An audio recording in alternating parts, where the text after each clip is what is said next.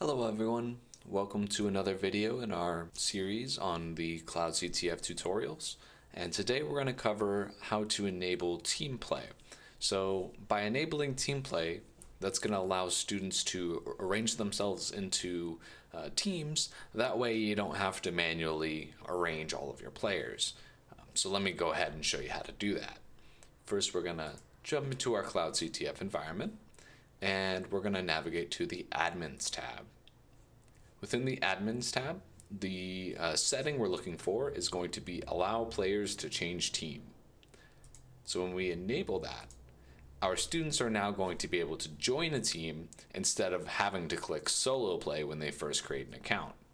We're going to go ahead and set up another test user, and we'll be right back and show you how that looks. Alright, now that we've made another test player, we've named that second test player, Player 2, we can go ahead and join a team that already exists.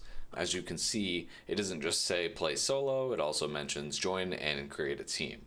So we're going to go ahead and join a team, and we're going to select Team Test Player. That was the first team we created.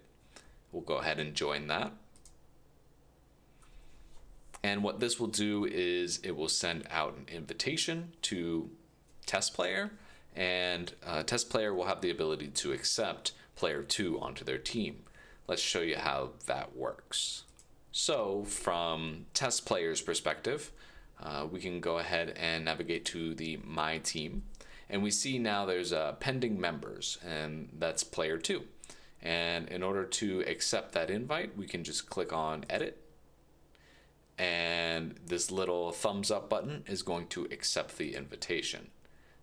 So we can approve player 2 to join the team, click on approve, and done. So now anytime test player and player 2, every time they solve a challenge, those scores are going to be added together on their scoreboard.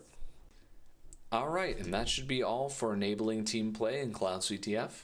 If you did want to manually manage your teams, go ahead and check out our other tutorial.